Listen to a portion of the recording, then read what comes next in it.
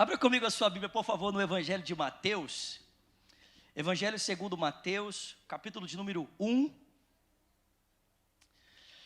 Evangelho de Mateus, capítulo de número 1. Nós vamos ler aqui a partir do versículo de número 1. Mateus capítulo 1, versículo 1.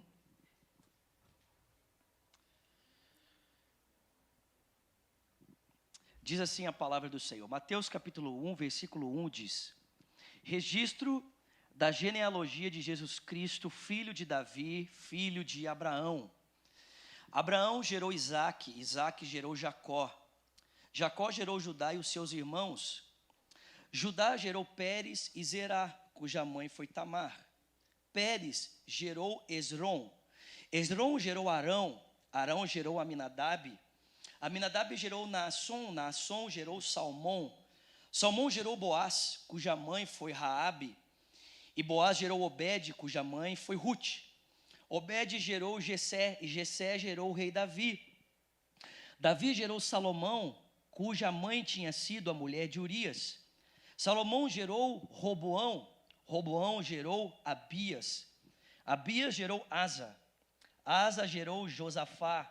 Josafá gerou Jorão. Jorão gerou Uzias. E Uzias Jorão gerou Uzias. E Uzias gerou Jotão. Jotão gerou Acás. E Acás gerou Ezequias. Ezequias gerou Manassés. Manassés gerou Amon. Amon gerou Josias. E Josias gerou Jeconias e os seus irmãos no tempo do exílio na Babilônia. Depois do exílio na Babilônia, Jeconias gerou Salatiel. Salatiel gerou Zorobabel. Zorobabel gerou Abiúde. Abiúde gerou Eliaquim. Eliaquim gerou Azor. Azor gerou Sadoc. Sadoc gerou Aquim. Aquim gerou Eliúde. Eliúde gerou Eleazar. E Eleazar gerou Matã. Matã gerou Jacó. E Jacó gerou José, marido de Maria, da qual nasceu Jesus, que é chamado o Cristo. Assim, ao todo, houve 14 gerações de Abraão a Davi, 14 de Davi até o exílio na Babilônia e 14 do exílio até Cristo. Amém? Vamos orar, irmãos? Pai Celestial, fala conosco aqui nessa manhã. Nós queremos ouvir a sua voz. Queremos que o Senhor fale conosco por meio da sua palavra e através do instrumento que o Senhor escolheu usar essa manhã para compartilhar a sua vontade, a sua palavra ao coração do seu povo. E nós te pedimos olhos para ver, ouvidos para ouvir e um coração sensível para receber aquilo que o teu Espírito deseja falar ao nosso coração. Ao pregador dessa manhã, desse dia, conceda-lhe graça, Senhor, para que por meio da tua graça, da ação do teu Espírito, ele possa com simplicidade, com unção e graça, ó Deus, ser um instrumento das mãos do Senhor para falar a palavra do Senhor ao coração do teu povo.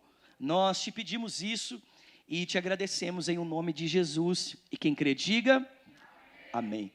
Irmãos, talvez você esteja aí pensando, né? O que é que esse pastor vai pregar em cima desse texto, né? O cara lê a genealogia de Jesus e fala assim, vou pregar uma mensagem. Mas, irmãos, preste atenção. Nós precisamos lembrar que o Evangelho de Mateus foi escrito com uma finalidade: comunicar aos contemporâneos, aos irmãos de Mateus, os judeus, que Jesus era o Messias enviado à casa de Israel. E para Mateus comunicar aos seus irmãos que Jesus é o Messias prometido à casa de Israel, ele faz isso a partir dessa genealogia, a partir de dois personagens muito importantes na história do povo de Israel. O primeiro personagem apresentado aqui é Abraão, que é o responsável por dar origem ao povo que Deus escolheu para ser o berço que o seu filho nasceria. E o segundo personagem muito importante é o rei Davi, porque ele prefigura no Antigo Testamento o rei ou o tipo de rei que Deus levantaria no contexto do Novo Testamento. Em outras palavras, irmãos, o que Mateus está fazendo aqui nessa genealogia para nós é descrever um pouquinho para mim e para você da trajetória da história de Deus que culmina no nascimento do seu filho. Em outras palavras, Mateus está mostrando para mim e para você como é que Deus conduziu a sua história até que o seu filho nascesse, para que ele pudesse cumprir definitivamente a vontade de Deus na história da humanidade. E eu não sei se você percebeu isso, mas a forma como Deus está conduzindo o seu projeto na nossa história, na história da humanidade, que culmina no nascimento do seu filho, e posteriormente, a gente sabe pelo Evangelho, sua morte e ressurreição, não é descrita por nós, não é protagonizada por nós, por anjos.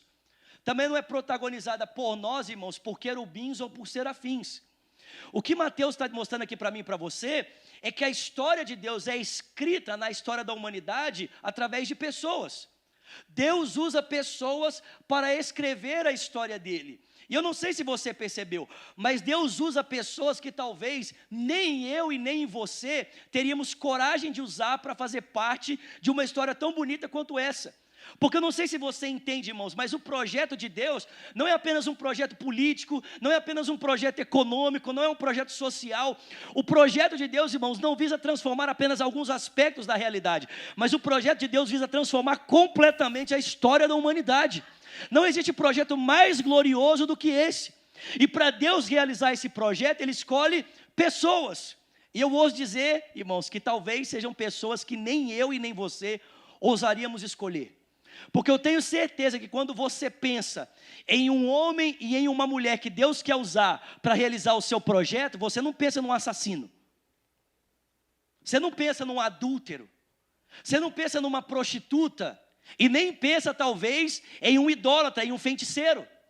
Mas não é engraçado, irmãos? Porque são exatamente essas pessoas que eu acabei de descrever para você, que Deus está usando nesse texto para descrever para nós, ou para realizar a sua história na história da humanidade. O primeiro personagem, irmãos, que essa genealogia descreve para mim e para você, é Abraão. E a gente conhece a história de Abraão, né? Em Gênesis 12, Deus fala assim para Abraão: Abraão, sai da sua terra, da sua parentela, da casa do seu pai, e vai para uma terra que eu vou mostrar para você. Que eu quero fazer de você uma grande nação. Eu vou engrandecer o seu nome, e você vai ser uma bênção. Vou abençoar os que te abençoarem, vou amaldiçoar os que te amaldiçoarem, e através de você, todos os povos da terra serão benditos. A gente só esquece de lembrar o contexto que Deus chamou Abraão. Porque a gente tem que lembrar que Deus chamou Abraão, irmãos, num contexto em que ele havia acabado de julgar a humanidade através de uma ação chamada dilúvio. E essa humanidade que Deus preservou em uma arca chamada a Arca de Noé, essa humanidade que vai se reconstruir a partir desse personagem, ela não vai ser uma civilização obediente e temente a Deus. Pelo contrário, a Bíblia diz que essa nova civilização que vai partir de Noé, irmãos, eles vão se juntar numa planície chamada Sinear para construir uma torre chamada Babel. E a intenção deles era expressar toda a rebelião do seu coração contra a pessoa de Deus. Quando Deus chamou Abraão, Abraão não fazia parte de uma sociedade, de uma civilização que amava a Deus, temia Deus e buscava a Deus, não. Quando Deus chamou Abraão, ele fazia parte de uma civilização que tinha acabado de se ajuntar em um lugar e construir uma torre para expressar a sua rebelião contra a pessoa de Deus. Só que a Bíblia não fala apenas, irmãos, do contexto em que Abraão foi escolhido. Ela fala a história de Abraão, o lugar onde ele estava.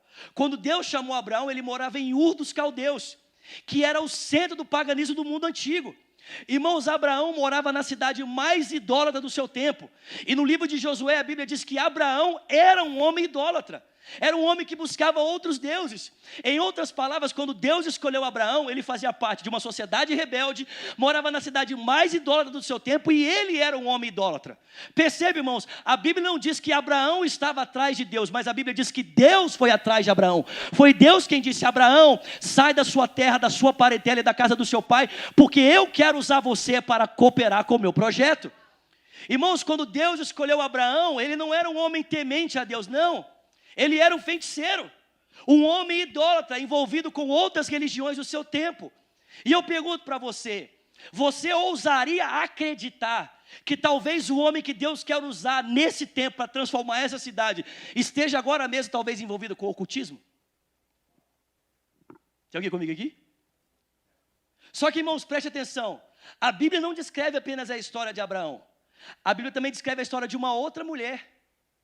Uma mulher que morava no alto de uma muralha. Qual é o nome dela, irmãos? Raabe. A Bíblia diz que quando Josué, ele assumiu a liderança do povo de Israel para entrar na terra prometida, Josué envia 2 espias para observar a terra, para ver se havia alguma fraqueza na muralha para que eles pudessem entrar. E a Bíblia diz que esses 2 espias são descobertos e eles começam a fugir e vão encontrar abrigo na casa de uma prostituta chamada Raabe, que morava no alto dessa muralha.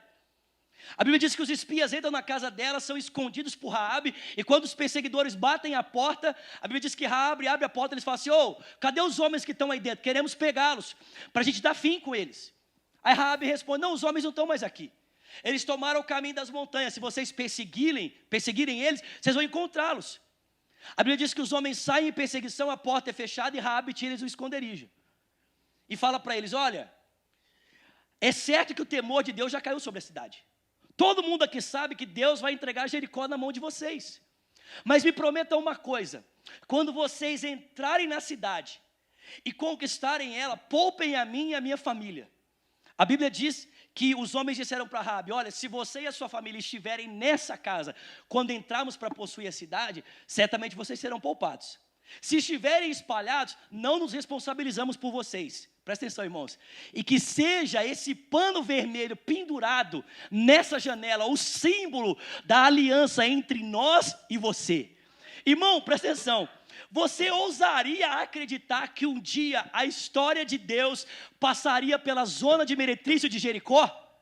Você ousaria acreditar que um dia Deus permitiria que a sua história passasse pela casa de uma mulher chamada Raabe, que tinha como ofício a prostituição? Irmão, presta atenção. Deus escolhe feiticeiros, Deus escolheu uma prostituta. Mas, irmãos, não é isso que Paulo diz para nós. Deus não escolhe as coisas fortes desse mundo, não escolhe aquelas que são, e nem as poderosas, mas Ele escolhe as desprezíveis, as fracas, as que não são, para confundir aquelas que são, a fim de que nenhuma carne se glorie na presença de Deus. Aleluia! Deus escolheu, irmãos, Abraão. Deus escolheu Raabe. Mas tem um personagem aqui que todo mundo gosta dele. Esse, quando a gente fala, todo mundo, fica assim, feliz. Eu principalmente, porque a Bíblia diz que quando ele foi escolhido, o Senhor falou com Samuel, que era o profeta que ia ungí-lo: não atente para a sua aparência nem para a sua altura, louvado seja Deus.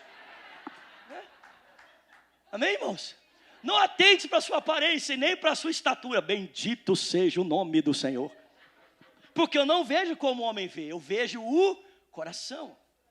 A gente gosta da história de Davi, irmãos, porque ele era o filho mais novo de uma família de muitos irmãos.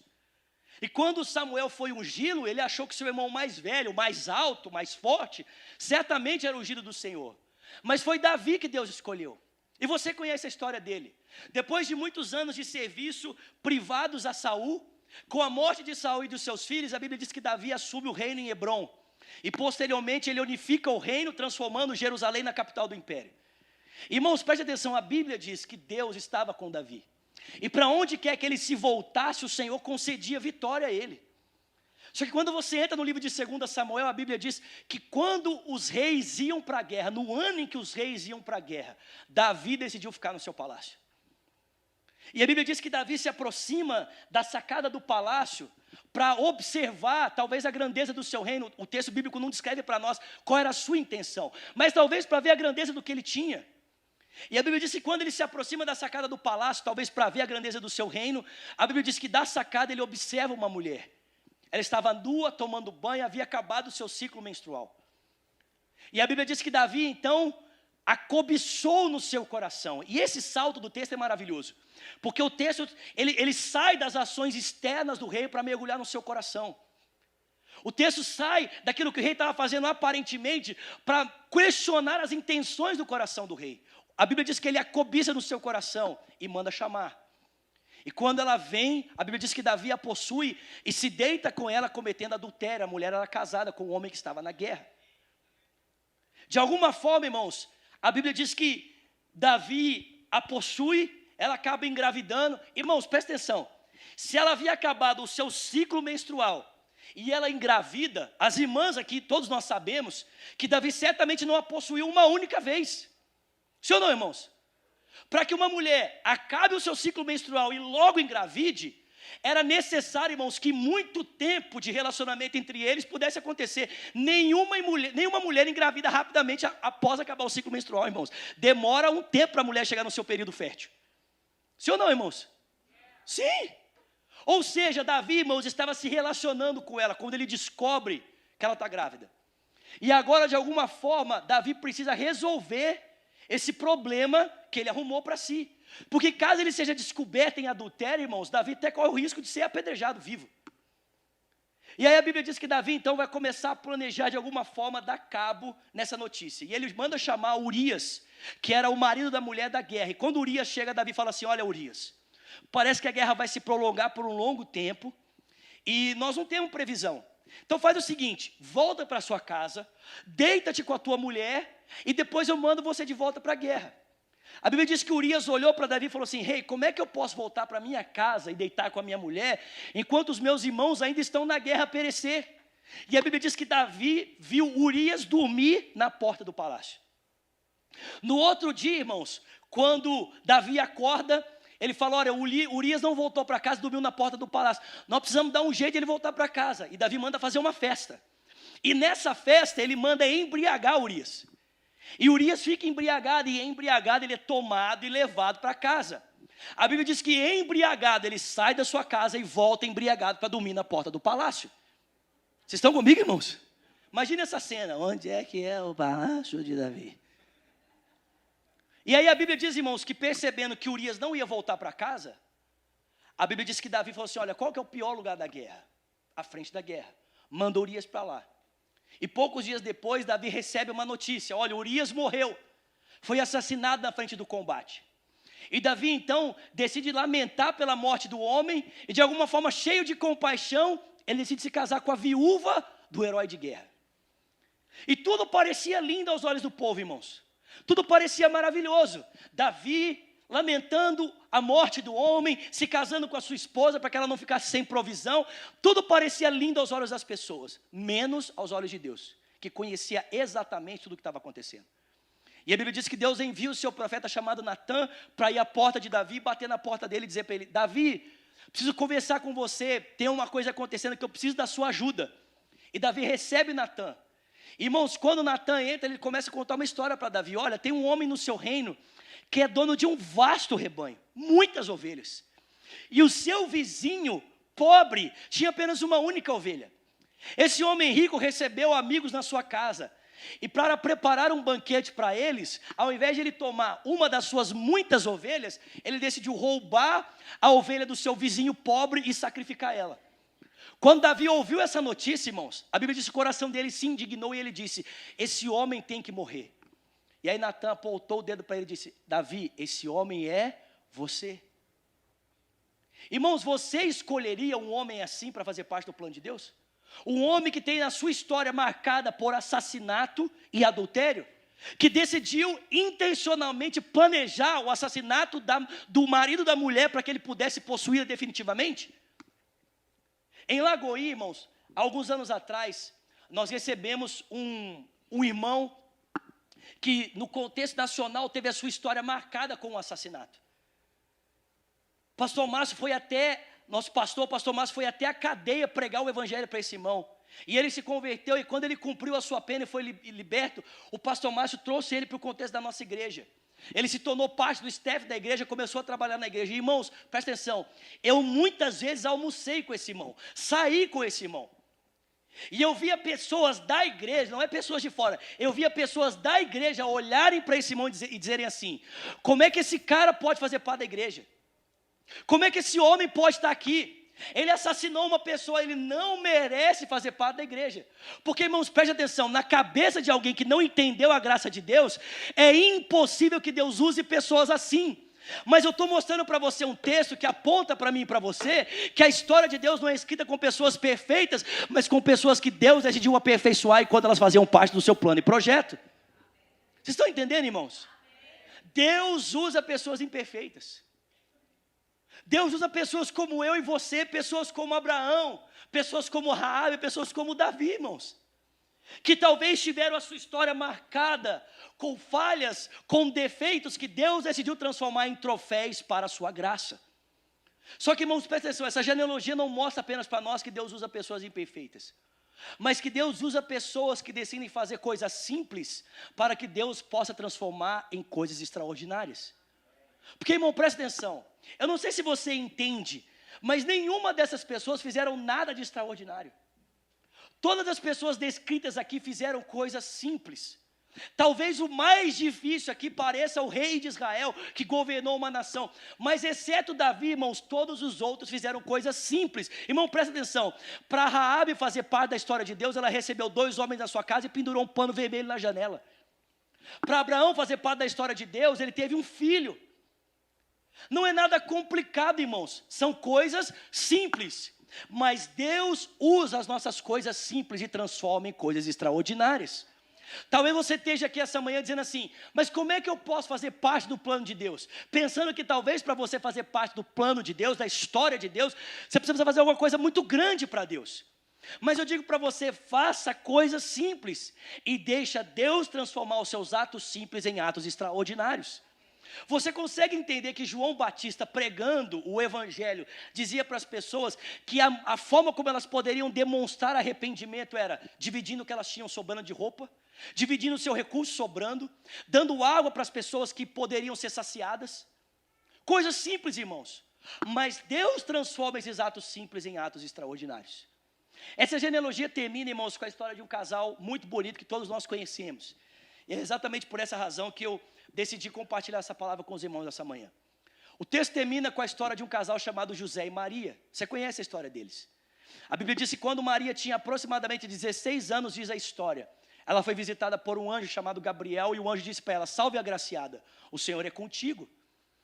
A Bíblia diz que Maria ficou olhando para o anjo, tentando entender a sua mensagem, porque quando um judeu entrava na casa de outro judeu, saudava dizendo paz e bênçãos. E o anjo entra na casa de Maria dizendo para ela, salve abençoada, o Senhor é contigo. Então Maria ficou tentando entender o que ele estava falando. E a Bíblia diz que o anjo prossegue dizendo, Maria, você foi escolhida dentre todas as mulheres, para fazer parte de um projeto extraordinário.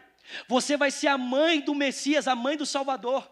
Deus vai fazer com que o menino seja colocado dentro de você, e ele vai salvar o povo dos seus pecados. A Bíblia diz que Maria ficou olhando para o anjo sem entender as suas palavras, mas ela respondeu, olha, como é que isso pode acontecer? Como é que eu posso ser mãe de um menino que vai salvar o povo se eu ainda sou virgem? Não me casei ainda. E a Bíblia diz que o anjo responde para ela, descerá sobre ti o poder do Espírito Santo, e ele vai envolver você com a sombra dele, pelo que o ente santo que de ti há de nascer será chamado Filho de Deus. E a Bíblia diz que diante dessa palavra, irmãos, Maria olha para o anjo e diz que se cumpra em mim, conforme a palavra do Senhor. Só que, irmão, você consegue imaginar o que significava para Maria dizer sim para o projeto de Deus?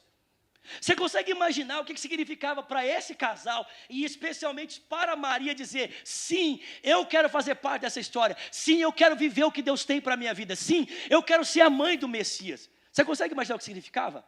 Em primeiro lugar, irmãos, presta atenção, dizer sim para a vontade de Deus para Maria significava talvez perder a realização do seu projeto pessoal.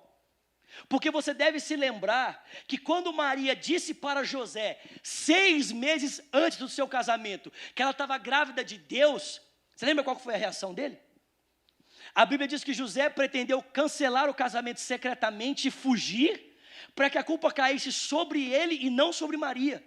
As pessoas diriam que eles haviam coabitado antes da cerimônia, e José então seria culpado por isso. Só que, irmãos, preste atenção, Maria corria o risco de perder o seu casamento, a realização do seu sonho pessoal, por causa do projeto de Deus. Se uma menina de 16 anos, irmãos, entrasse nas nossas igrejas hoje, dizendo que está grávida de Deus, quantos acreditariam? Levanta sua mão. Que é isso, irmão? Vocês são muito incrédulos. Estou brincando. Estou brincando. Mas, irmão, você consegue entender? Eu gosto de pensar nessa cena, né? O casamento se aproximando, José percebe a barriga de Maria crescendo, e aí José fala para ela, Maria, minha filha, o casamento está chegando, né? Aí tem aquele momento assim muito especial, aquela coisa e tal. Você podia fazer uma dietinha, né, Maria, e tal. Aí Maria fala, não, José, não é isso. Que é isso, Maria? Para de comer esses doces de Israel. Não, José, não é isso. Então para de comer as picanhas de cordeiro de Israel, Maria. Não, não é isso. Então toma um remédio para verme, Maria. Né? Porque tem alguma coisa. Maria diz, eu estou grávida de Deus. Irmãos, nem José acreditou. Se não fosse o anjo aparecer e dizer para ele, José, não tema receber Maria como tua esposa, porque o que nela está sendo gerado é obra do Espírito Santo. Irmãos, José não teria se casado com Maria. Segundo, irmãos, Maria corria o risco de perder a sua reputação. Em primeiro, o seu sonho pessoal. Segundo, a sua reputação. Irmãos, se nos nossos dias, Uma moça que casa grávida já é maior. Os irmãos entenderam? Imagina naquela época. Irmão, se nos nossos dias, quando uma moça vai casar na igreja, ela entra grávida, o pessoal já fica assim, nossa, você viu, ela está grávida, hein? Meu Deus. Imagina naquele tempo, irmãos. As pessoas falavam desse casal. E terceiro, irmãos, Maria corria o risco de perder a sua vida. Porque, irmãos, preste atenção, se José tivesse denunciado Maria como uma mulher adúltera pela sua gravidez, a Bíblia diz que ela seria levada em praça pública e seria apedrejada na frente de todas as pessoas. Dizer sim para a vontade de Deus para Maria significava talvez perder a realização do seu sonho pessoal. Dizer sim para o projeto de Deus de ser uma mãe significava talvez perder, irmãos, a sua reputação. E talvez até mesmo perder a sua vida. Só que, irmãos, preste atenção, mesmo sabendo de todos esses percalços que ela poderia passar por dizer sim à vontade de Deus, Maria disse, eu não me importo que se cumpra em mim conforme a palavra do Senhor, que se cumpra em mim conforme a vontade do Senhor. Alguém pode dar glória a Deus por isso, pelo amor de Deus? Aleluia, aleluia. Ela disse, eu quero, eu estou disponível. Irmãos, eu queria dizer para você essa manhã, que Deus continua escrevendo uma história na história da humanidade. Não mais uma história que irá culminar no nascimento do seu filho, mas uma história que culminará na volta do seu filho. Uma história escrita por pessoas imperfeitas, como eu e você. Gente que decidiu fazer coisas simples para Deus. E Deus vai transformar essas coisas simples em coisas extraordinárias. Gente que decidiu viver para a glória de Deus, viver para a vontade de Deus, mesmo que isso custe sua reputação, mesmo que isso custe os seus sonhos pessoais, mesmo que talvez isso custe a sua vida. Sabe, eu termino dizendo para você o seguinte, porque Maria e José decidiram dizer sim para a vontade de Deus, porque Maria e José decidiram, irmãos, viver para a glória de Deus, ainda que essa decisão custasse muitas coisas a eles, eles também receberiam muitas graças da parte de Deus, por decidirem viver isso. Eles também receberiam muitas bênçãos da parte de Deus por decidirem fazer isso. E a Bíblia descreve quais são essas bênçãos. Em primeiro lugar, irmãos, preste atenção, todos aqueles que decidem fazer a vontade de Deus, receberão todo o recurso necessário para que essa vontade possa ser cumprida na vida deles. Se eu e você decidimos fazer a vontade de Deus, irmãos, não faltará recurso da parte de Deus para que a gente possa fazer a sua vontade. Vocês estão entendendo, irmãos? Não é recurso para fazermos a nossa vontade, é recurso para fazermos a vontade dEle. Por que eu digo isso? Porque, irmãos, preste atenção, depois do nascimento de Jesus, José teve que passar, juntamente com a sua família, 2 anos no Egito, até voltar para Nazaré, aonde Jesus poderia crescer. E sem poder trabalhar no Egito, a sua profissão não era bem-vinda lá, a pergunta é, como é que José passaria 2 anos para preservar a sua família no Egito, sem poder trabalhar?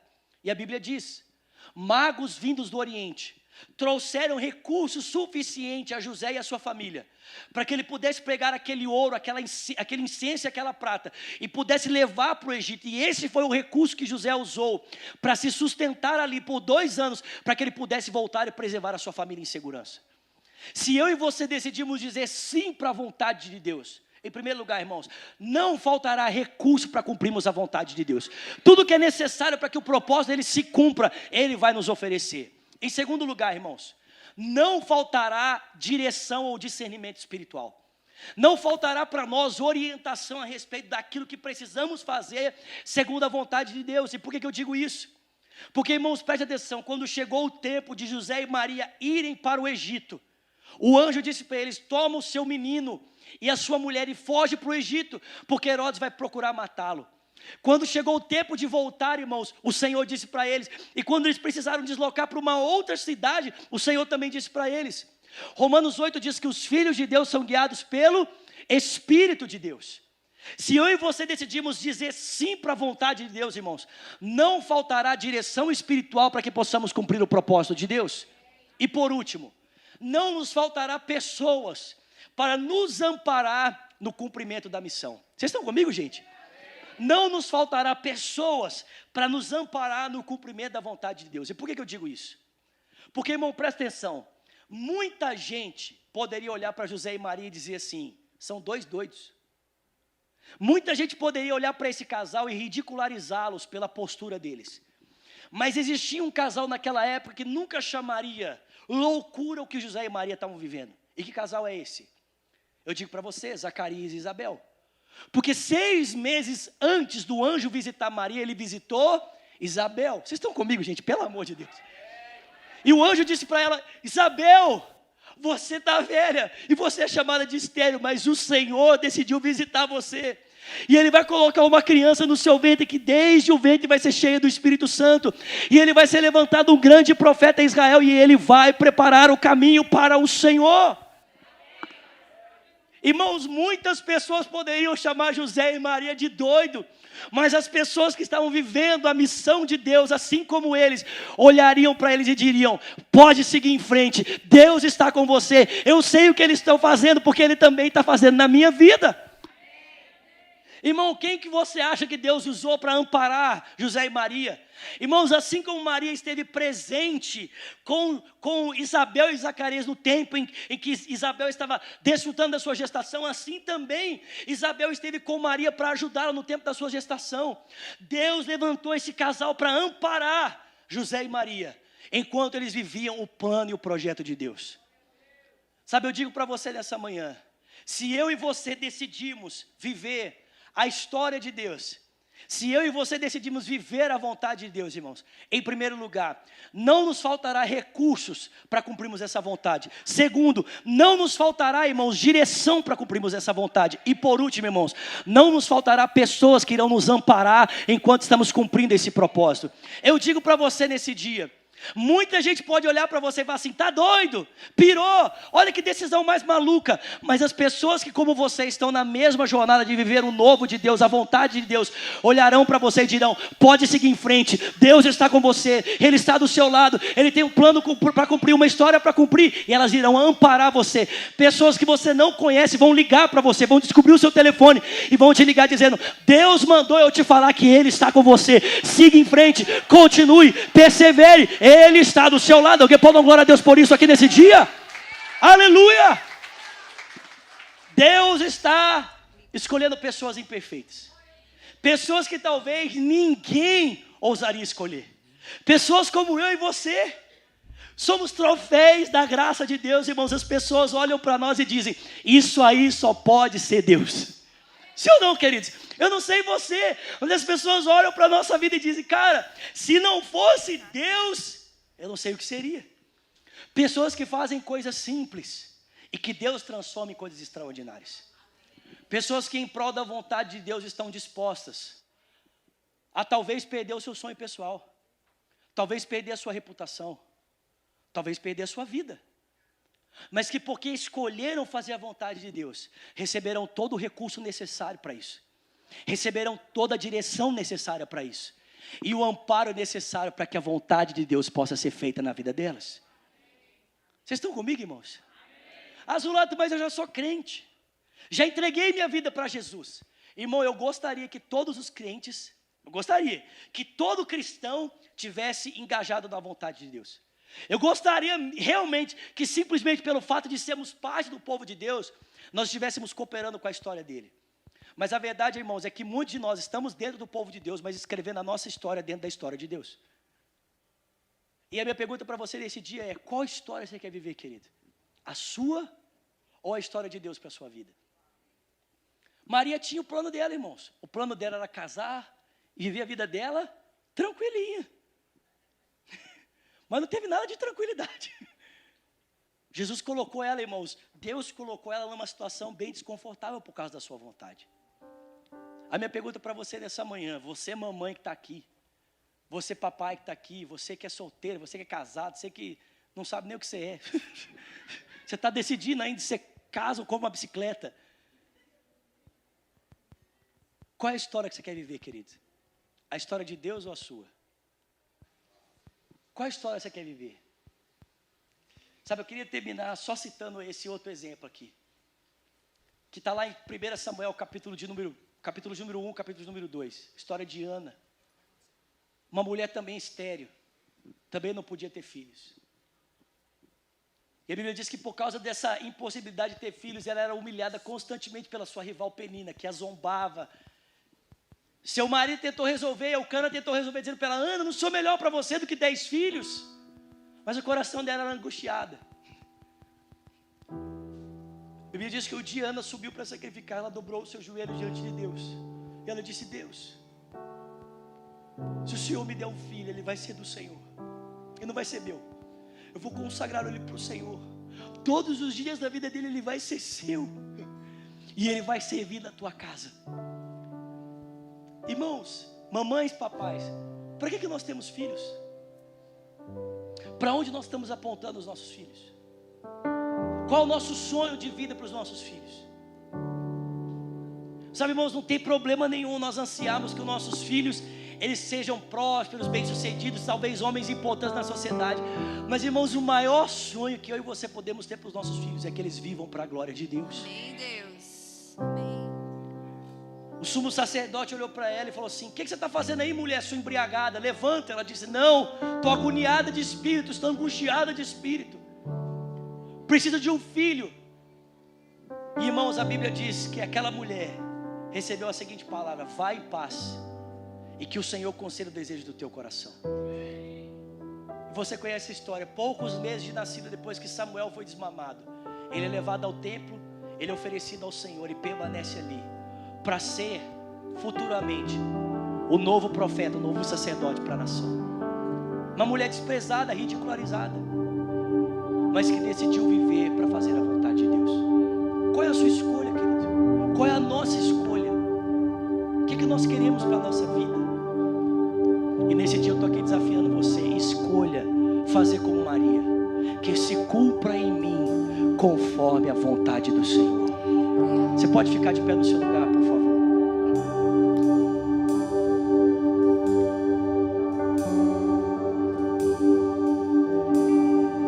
Você pode fechar os seus olhos. Enquanto os instrumentos tocam, eu queria que você fizesse uma oração pessoal. Eu queria que você fizesse uma autoanálise. Você dissesse para Deus: Deus, qual que é a história que eu estou vivendo?